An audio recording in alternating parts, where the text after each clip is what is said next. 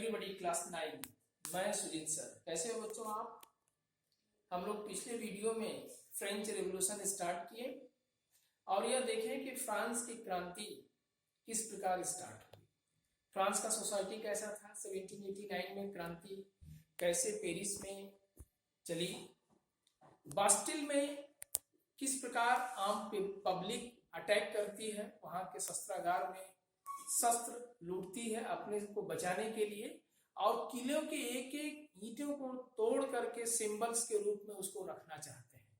हमने कुछ किया और फिर आगे आपने देखा कि हमने ये बताया कि फ्रांस की सोसाइटी 3 ग्रुप में, first state, second state, third state में बटा हुआ था, जिसमें फर्स्ट स्टेट और सेकेंड स्टेट क्लर्जी ग्रुप और नोबल ग्रुप था, जो प्रिविलेजेस क्लासेस थे, एंजॉय करते थे, शासन में सत्ता में इनका अधिकार था, धार्मिक वर्ग का, राजा वर्ग का।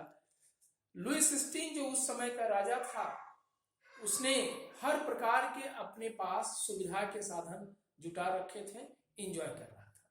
थर्ड स्टेट पीपुल जिसमें पीजेंट्स, फार्मर्स, लेबरर्स, मर्चेंट्स, व्यापारी जो थे, जो टैक्स पेइंग ग्रुप था, 90% पॉपुलेशन टोटल था इनका, लेकिन 60% लैंड पर फर्स्ट स्टेट और सेकेंड स्टेट का कब्जा था।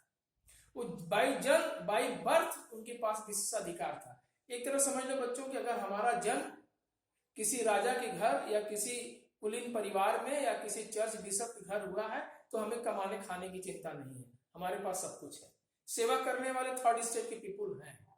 वो सोसाइटी धीरे धीरे अवेयरनेस आ रहा था, दुनिया जाग रहा था, समाज में जागरण का एक संचारण चल रहा था पूरे वर्ल्ड में। तो हम यहाँ पर देखते हैं कि लुई 16 ने बताया कि ट्रेजरी खाली है। यही से स्टार्ट करना है कि रीजन फॉर एम्प्टी ट्रेजरी, जो खजाना रिक्त है उसका क्या कारण है। तो आप देखो, खजाना रिक्त होने का कारण सबसे बड़ा यह है कि ब्रिटेन और फ्रांस में नहीं बनता है और दोनों एनिमी है और एनिमी होने के कारण प्राय युद्ध में अपने को इन्वॉल्व रखता है फ्रांस। और युद्ध में इन्वॉल्व रखने के कारण उसके सामने 2 समस्याएं, हमेशा पैसा खर्च होता है, उसको आर्मी के लिए अपनी सेना को पैसा देना पड़ता है, आर्म्स के लिए जुटाने के लिए पैसे की जरूरत पड़ती है, खाने पीने के सामान, खाद्य सामग्री, रसद सामग्री की जुटाने के लिए जरूरत पड़ती है। तो long years of war drain the resources, तमाम रिसोर्सेज ड्रेन हो जा रहे हैं उसके। दूसरा, maintaining an extravagant court at the eminence palace of Versailles. Versailles वह राजमहल है फ्रांस में बच्चों, जहां राजा और रानी रहते हैं, खूब एंजॉय करते हैं। जैसे आज के समय में समझ लो कि आज के समय में समझो जैसे राष्ट्रपति का भवन है, उसको मेंटेन करने में कितने खर्चे होते हैं बच्चों कि सैलरी कम, लेकिन उसको मेंटेन करने में, उसको सेफ रखने में कितनी सेना लगी होती, कितनी सिक्योरिटी लगी होती, उस पर कितने पैसे खर्च होते हैं। और उस जमाने में मोनार्की सिस्टम में जहां राजशाही था, राजा खूब एंजॉय करता था, एकदम राजशाही भोग विलास की जिंदगी थी, कोर्ट पे पैसे खूब खर्च होते थे। ऐसे पीरियड्स में बच्चों American war of independence, Britain की कॉलोनी जैसे बच्चों जानते हो कि इंडिया रही है, उसी प्रकार अमेरिका पर ब्रिटेन ने शासन किया है एक लंबे समय तक। और उस समय ब्रिटेन में अमेरिका में 13 स्टेट्स थे, 13 state it mean 13 colony Britain की थी। और ब्रिटेन अमेरिका का दुश्मन, और दुश्मन जब होता है तो समझ लो कि वो दोस्त हो जाता है। एक तरह से फ्रांस का दुश्मन ब्रिटेन और ब्रिटेन का दुश्मन अमेरिका। तो अमेरिका का हेल्प करने के लिए फ्रांस आगे आता है उसको आजाद करने के लिए। तो कॉमन एनिमी है, मतलब अमेरिका का भी एनिमी ब्रिटेन, फ्रांस का भी एनिमी ब्रिटेन। इस 13 कॉलोनी को इंडिपेंडेंट करने के लिए अकूत पैसा लुई 16 खर्च करता है, मतलब हाई इंटरेस्ट रेट पे पैसा नहीं रहता तो लोन भी ले लेता है, लगभग 10% से वो भी पे करना पड़ता है। 2 बिलियन लिब्रे से ऊपर, लिब्रे वहां फ्रेंच की करेंसी का नाम था बच्चों, फ्रांस की।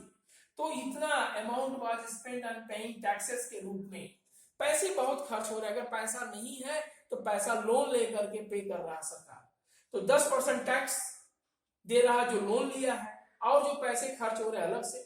तो so king was forced to increase the taxes, इसमें किंग फोर्स कर रहा है टैक्सेस ज्यादा लगे, और इसके लिए उसको स्टेट जनरल, उस समय के लेजिस्लेचर कर सकते हैं बच्चों, उसको अभी हम थोड़ा आगे पढ़ेंगे, पैसा खर्च करने के लिए।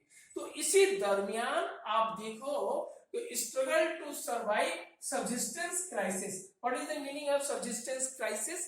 फ्रांस में सब्सिस्टेंस क्राइसिस मतलब जब कोई आम व्यक्ति अपनी जीविका के लिए रोटी कपड़ा मकान के लिए तलाश करता है, जब वो भी उसकी बेसिक नीड्स ब्रेड नहीं मिल पाता है उसको खाने के लिए पेट भर का, तो सब्सिस्टेंस क्राइसिस से सफर कर रहा है। उस समय फ्रांस का पॉपुलेशन 1715 में 23 मिलियन है, और 1789 की क्रांति तक आते आते पॉपुलेशन 28 मिलियन हो गई बच्चों।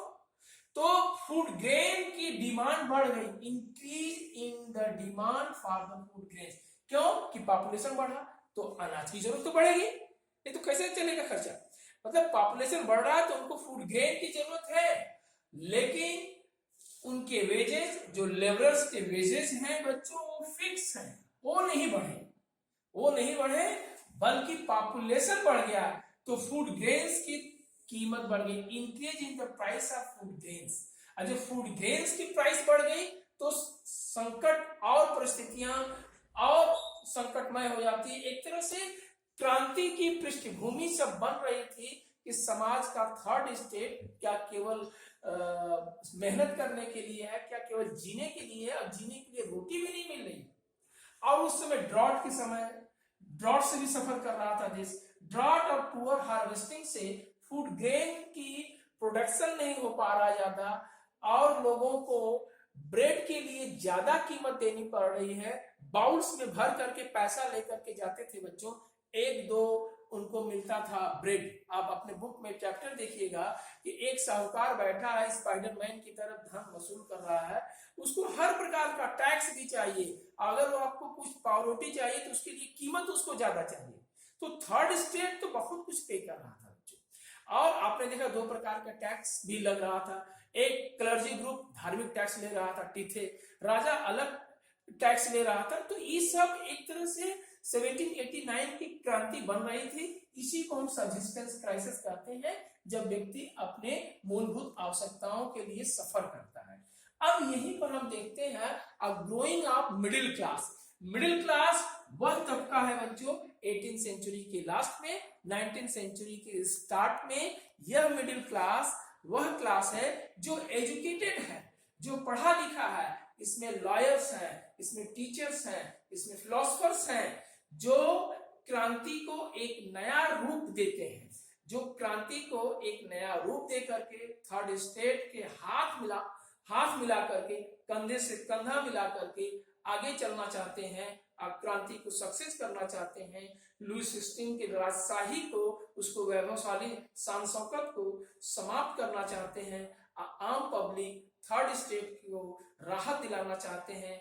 इस तरह हम देखते हैं कि 1789 की क्रांति की तमाम पृष्ठभूमि बन जाती है। अब देखते हैं क्रांति किस तरह से आगे बढ़ती है, इसको अगली वीडियो